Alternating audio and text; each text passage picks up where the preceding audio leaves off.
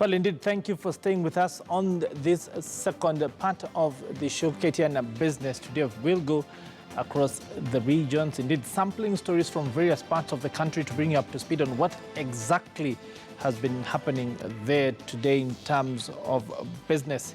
But before we do that, we want to take a quick look at the stock and securities and indeed the financial markets to bring you up to speed on what exactly the barometers of the economy have been saying.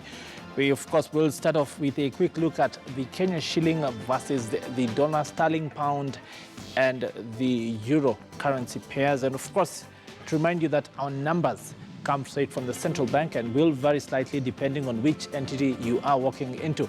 Now, the dollar is currently pegged at 129, 137 buying and selling levels, while the pound sterling is pegged at 135.71, 136.01 buying and selling. The euro selling for 119.84, while buying for 119.58 shillings. That's the money market. Now turning to the securities themselves, a quick look at the NSE and its performance. Turnover for the day, 845 million shillings sold. Shares traded, 51 million individual counters there. The NSE 20 share index, 3671.28, that's 3,671.28 points. While bonds traded, the turnover for bonds, 1.5 billion shillings. Well, what have been the trends that have been driving this trade? Most active stocks of the day, Safaricom, KCB, Scan Group, and Cooperative Bank. Safaricom, 9.46 million shares bought and sold. KCB, 2.18 million. Scan Group, 1.87, and the Cooperative Bank moving volumes of 1.60 million shares. Well, what have been the bulls and the bears of those trading sessions? We start off with a quick look at the winning stocks of the day. Britam, East Africa Cables, Total, and Williamson Kenya Tea. Britam up 8.70% to 15 shillings flat. East Africa Cables bullish 7.53% up to 5 shillings. And Total trending upward 6.87% to some 35 shillings flat. While Williamson Tea is up 5.30% to 159 shillings flat per share. Well, losing stocks, these are the bears of the day. Athi River Mining Cement, Crown Berger, KQ, and Liberty Kenya. Athi River Cement down 6.71% on the day to trade at 6 shillings 95 cents. Crown Berger 5.88% down to 80 shillings flat. Kenya Airways trending downwards 4.24% to 11 shillings 30 cents.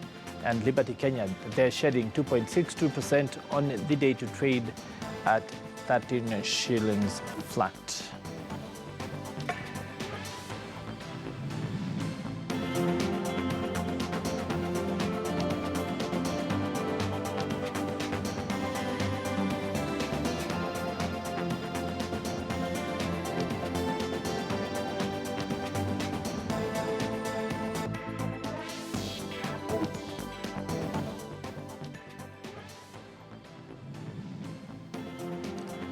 Well, from that quick look at the markets, we now go to the regions as indicated. Now, the Ethics and Anti-Corruption Commission is in Nyeri for a workshop on fortifying a collaborative approach in the fight against corruption. This, of course, has brought together different stakeholders from that region for a conversation, and our team has spent the entire morning and brings us the following report. Take a look.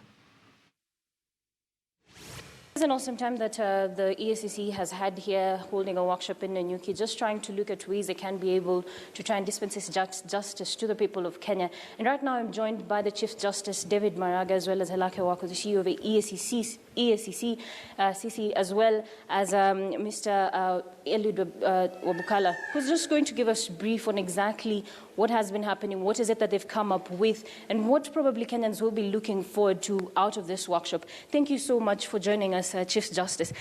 Just to start us off, this has not been the first workshop that we've had. What makes this basically different, and what are we going to look at ways how this can be implemented?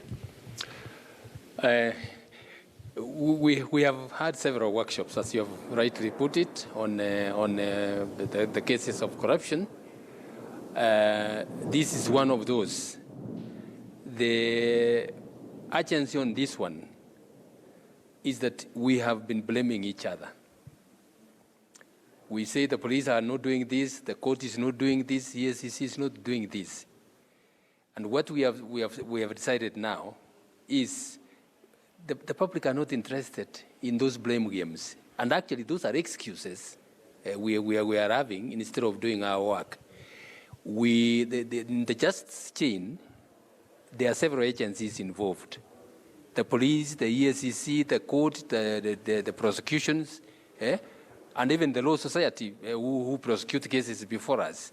So what we want to do is to consolidate our efforts, look at the challenges where we are having, look at what is causing the delay in the prosecution of these cases.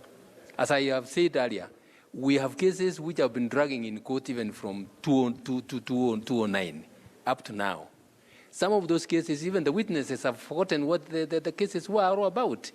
We have had cases which have been dismissed on technicalities, that there is no board of EACC and all that. We want to seal all those loopholes. This workshop here is to look at those challenges. Let us critically look at each other.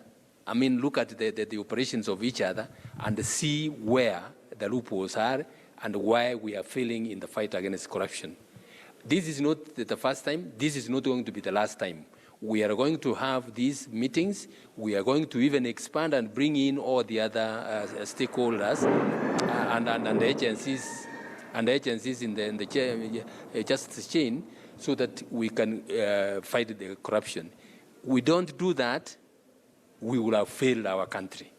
That's the message we are saying. And we are determined to see that we come up with ways that we can fight, at least minimize the corruption. The levels it has reached is unacceptable, totally unacceptable. And as you talk about the backlog and the dragging of the cases, and in terms of also witnesses not being able to remember probably what occurred at this particular point, how is it that the judiciary system is also looking at, how is it looking to protect these witnesses? Because they are a very integral part of the justice system. Yes. First of all, we have the Witness Protection Act. They are, for witnesses to come forward, and because these are cases where they can even be harmed. So we have to protect them. So that agency is there, it is active, and we want to make sure that it operates fully so that the public, and this is the other appeal we are making, we want the public to come forward and stand for their country. Don't watch crimes being committed and you leave and you go lamenting. Come forward and stand for your country. Where protection will be required, the witnesses will be given protection so that we are able to get evidence to deal with the cases. Yes. And finally, before I move on to Helake Wako as well as Chief Chairman Eliud, I just want you to tell us exactly about, apart from the blame games that have been there, there's also been political interference that has been mentioned time and time again as part of what slowed down the dispensation of justice. What is your comment on that? The political interference, I am happy the President has made it very categorically that he is not going to spare anybody. And on our part, I have told these agencies, where there is going to be any political interference, I want the details of those. And we will give them to the President. And I'm sure the President will deal with those people. Once that is done, nobody will come up. So, and the determination I saw the President has is like it has to be done. Yes, and I'm sure now we have the political will. We will go on. So good political goodwill. There it is. Mr. Chairman, if you could just move closer, probably we just have a few words with you as well as Mr. Helake Wako. But just to begin on the EACC, it has been at the center of all this blame game. Moving to court and the judiciary stating that you do not have sufficient evidence. The Office of the Director of Public Prosecution also putting the blame game to EACC. Probably what has been the biggest challenge in trying to fulfill your objective in terms of fighting corruption? I think, as you have heard from the Chief Justice, that is why we are here. We are here to ensure that disconnect that people have talked about, or we ourselves have expressed, comes to an end. The agencies that deal with corruption want to have a seamless process in which all the cases that are prosecuted are going to be successful. We are going to come up from here as one team. And if we need to be, the ODPP and our investigators will be working together so that when they reach the courts, we shall have enough evidence to ensure that the cases are prosecuted well. I want to say that corruption is a very serious issue in this country. And we are going to need everybody, not just these three agencies. All people in Kenya must be involved. If we say that we leave it to these agencies alone, then we are not serious about our country. Of late, I've heard, people talk about selling public land to somebody. I mean, that's like a fairy tale. Land that we have in this country is God's land given to the people of Kenya. And land categorized as public land is public. How do somebody claim to have land which is public and sell it to the government? I think we must stop these things. We have the political will, and we are responding to that political will. There will be no opportunity for corrupt people in Kenya. Sometimes they hide and say, our tribe is being finished. They will hide and say, my political opponents, we have said that should end because tribes, corruption is a tribe. And any corrupt person belongs to a tribe called corruption. So we want to really enforce the law with the backing of the Chief Justice and the ODPP and police and the rest to ensure people don't escape. We call upon Kenyans to seriously get into a new dispensation from now. Thank you so much. And just also finally, from the kind of comments that we've had from also a lot of Kenyans generally, is that they do not have hope in the EACC and how it is able to work. Probably you can give us the achievements that have been made so far, especially when it comes to those who have so far been brought before the EACC. Mr. Ella? Thank you very much. Hope is hope in exactly how you define it. But I want to tell you that things have been changing. And even the matters that we've been concentrating on, whether it's the blame game or the hopelessness, has been changing. And I want to tell you that in 2016-17 financial year, we had 25 cases completed in court, out of which 18 were convictions.